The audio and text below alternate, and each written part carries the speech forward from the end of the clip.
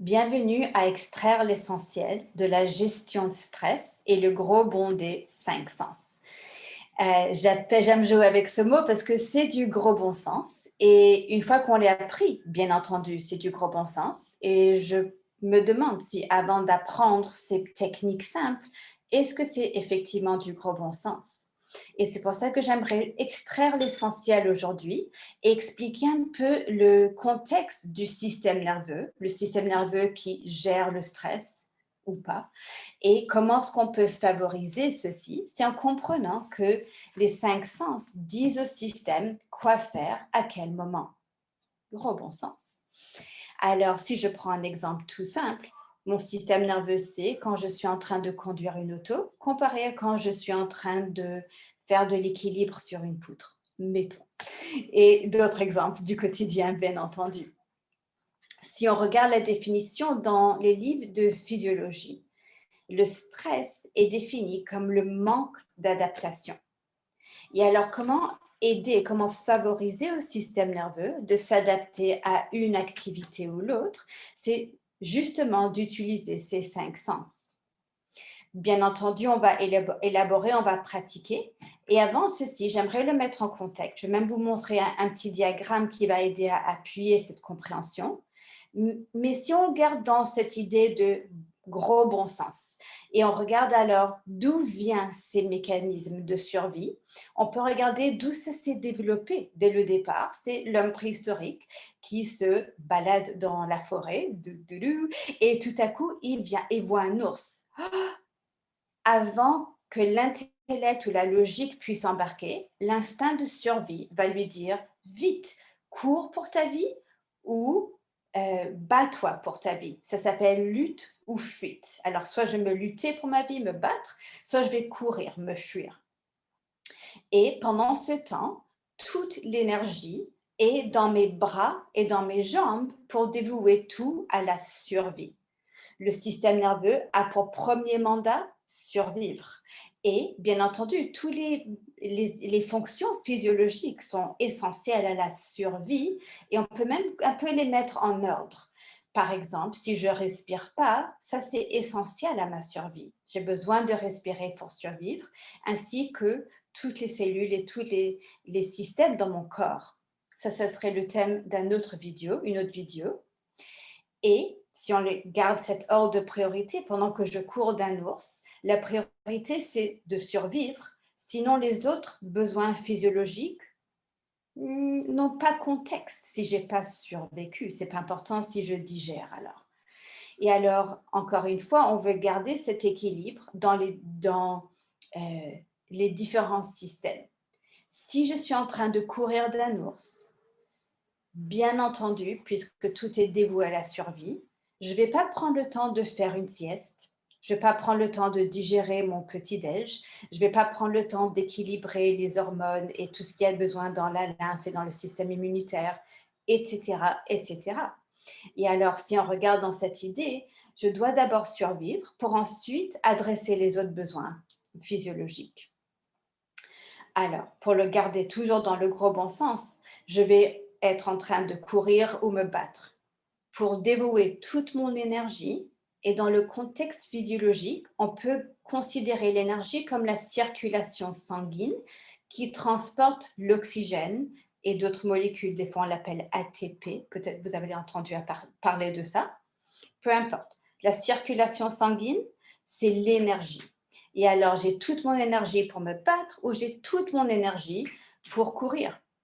Et pendant que toute mon énergie, la circulation, est dans mes extrémités, j'ai pas de circulation dans mon centre. Les organes vitaux sont principalement, je dirais, plus que 90% est situé dans le centre abdominal. La digestion, tout ce qui est immunité, tout ce qui est hormonal est dans le centre abdominal. Et bien entendu, quand je cours, je ne pense pas que je suis même en train de respirer dans l'abdomen si je suis en train de respirer. On se comprend. C'est l'adrénaline qui me donne mon essence, mon gaz. Et alors, une fois que j'aurai reçu le signal, et voici le thème de cette vidéo, comment est-ce que le système nerveux sait quand il n'y a plus d'ours? Comment est-ce qu'on va savoir quand dire: «Ah phew, j'ai réussi à échapper de cet ours», mettons.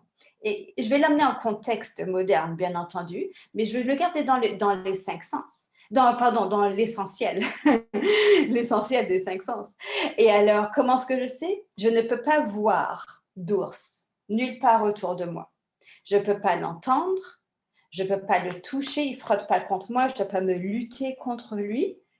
Et je ne le sens pas. Comme les animaux, ils ont l'instinct d'odorat très, très fort. Je ne le sens pas et j'espère que je ne le goûte pas. Et alors là, mes 5 sens, on dit: «Ah, il n'y a plus d'ours, il n'y a plus de menace à ma survie». Et là, je vais m'asseoir ou même m'allonger et lorsque je reprends mon souffle, ça va pomper la circulation sanguine de mes extrémités vers mon centre. Et donc, cette circulation sanguine dans mon centre, les organes là-bas, vont reprendre leur fonction physiologique dont j'ai déjà listé. Pendant ce temps, on peut voir à quel point les différents systèmes sont importants. C'est important d'avoir ce système de stress pour survivre de l'ours quand c'est nécessaire. Et c'est nécessaire d'avoir le temps de refaire le plein, de rééquilibrer, de régénérer pour ensuite être capable de poursuivre. Alors, si on regarde un petit schéma, encore une fois, j'aimerais extraire l'essentiel, donc je ne vais pas rentrer dans tous les détails. J'aimerais juste mettre en évidence à quel point la pratique des 5 sens, même si elle est simple, a des effets très sophistiqués, on peut dire, sur ce système. La réponse au stress que j'avais nommé lutte ou fuite. Et fige, c'est quand je ne sais pas si je devrais lutter ou fuir et je vais cacher derrière un arbre pour être ni vu ni perçu. Il y a des implications dans la société moderne ou le temps moderne qui serait le thème encore d'une autre vidéo.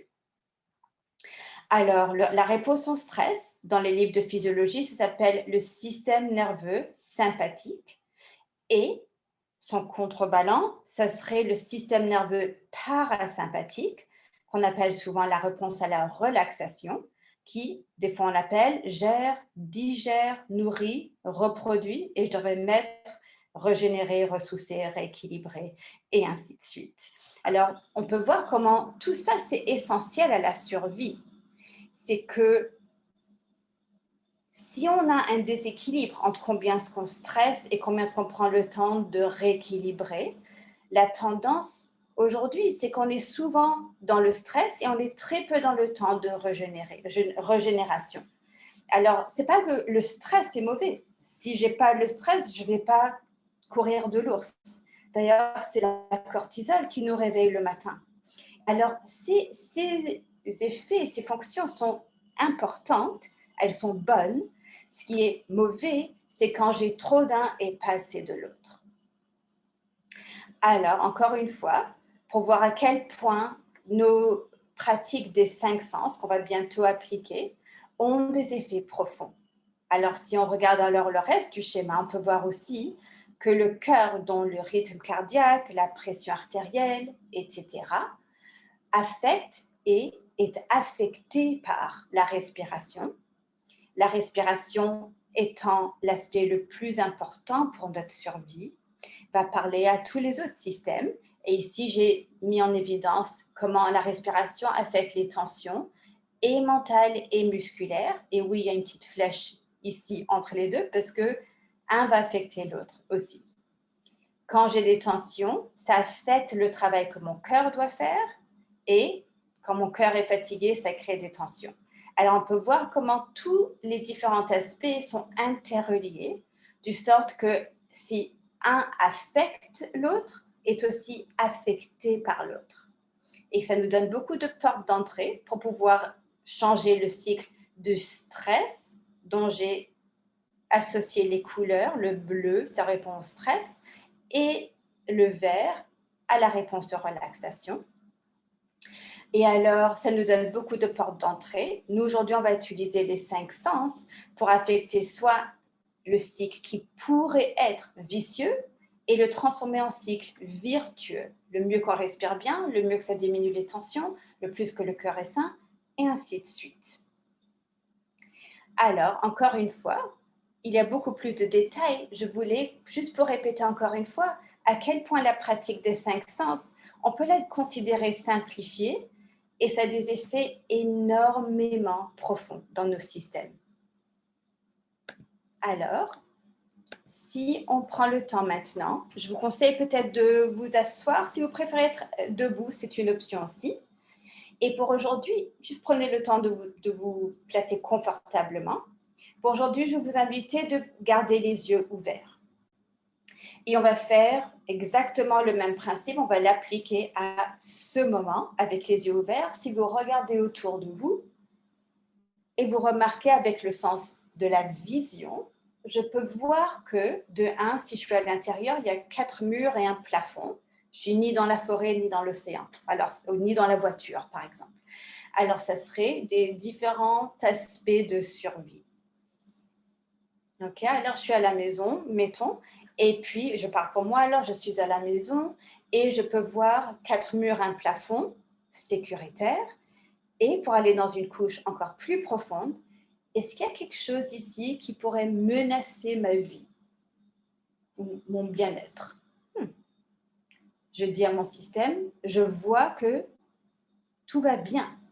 Je fais un petit tic sur ma liste. On va faire vision, ouïe, toucher, odorat et goût.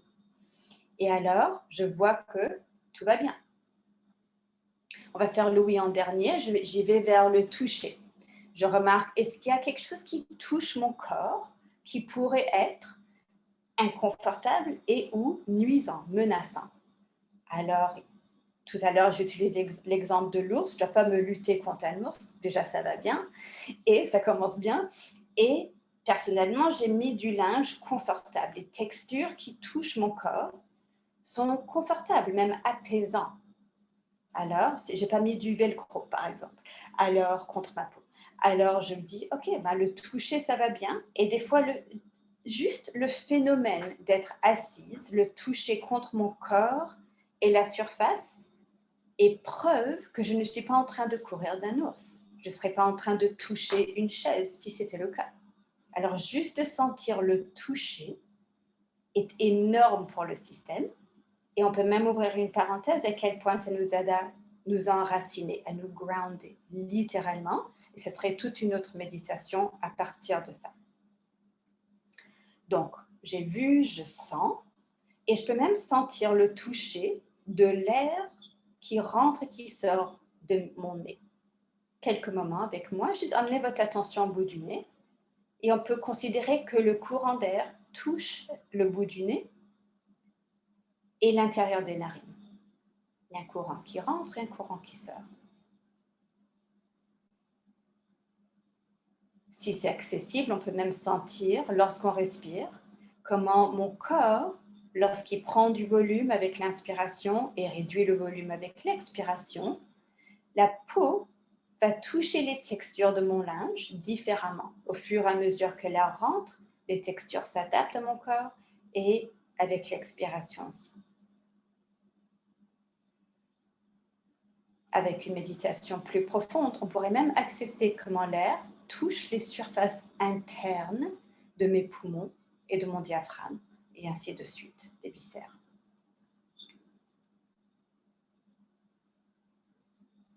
Avec l'air qui touche le bout du nez, ça se peut que ça emporte des odeurs. Peut-être que oui, peut-être que non. Peut-être les odeurs sont agréables, peut-être pas. Et peu importe, l'important c'est est-ce que les odeurs détectent quelque chose de nuisif, de nocif? Est-ce que je peux constater, confirmer qu'il n'y a pas un gaz poisonneux, mettons? Tout va bien. L'odorat est relié au goût et je peux juste remarquer s'il y a des goûts qui restent dans ma bouche.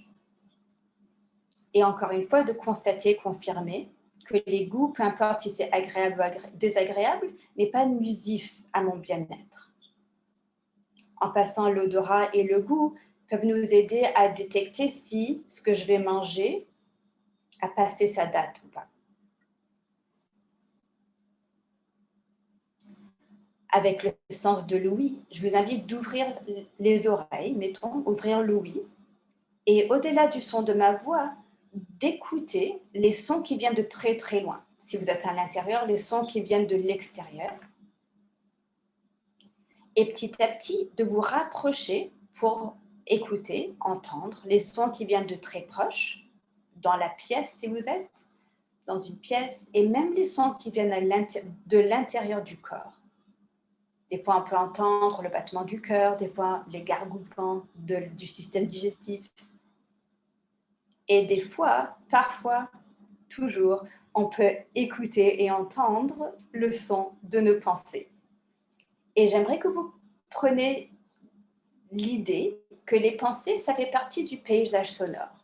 Comme une musique de fond, mettons quand on est en train de faire autre chose, on peut entendre la musique, même si on ne l'écoute pas forcément, et de considérer que les pensées sont comme un bruit de fond, une musique de fond. Et j'ai toute une autre vidéo sur le focus pour élaborer là-dessus.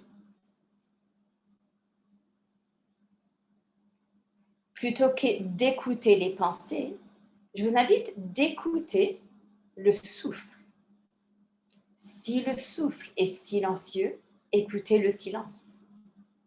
Savourez le silence, même si vous pouvez entendre tous les autres sons. On les entend et on ne les écoute pas. On écoute le souffle, le silence du souffle.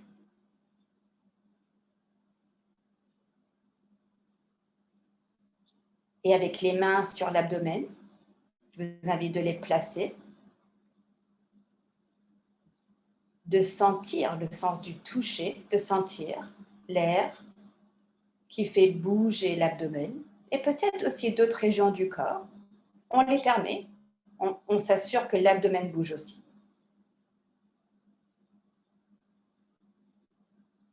Je peux écouter, je peux sentir, je peux même goûter. Comme ça fait du bien. Comme si tout mon corps goûte le bien-être de ces pratiques. J'entends le silence de mon souffle. Et pendant quelques moments, vous pouvez même fermer les yeux. Et avec les yeux fermés, c'est comme si on peut mieux voir à l'intérieur du corps. Dans le yoga, on considère que la vision, c'est la conscience. Ça nous aide à mieux voir. Et que la respiration, c'est le véhicule de la conscience. Une des véhicules, je devrais dire. Ou un des véhicules, je devrais dire.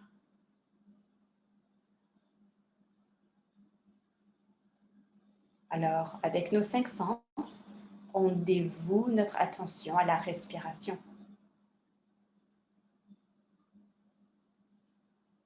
Tranquillement, je vous invite de réouvrir les yeux si vous le choisissez. Et pour résumer, de savoir que le système nerveux qui gère le stress ou pas a pour fonction première de survivre. La respiration, c'est la chose la plus importante à la survie.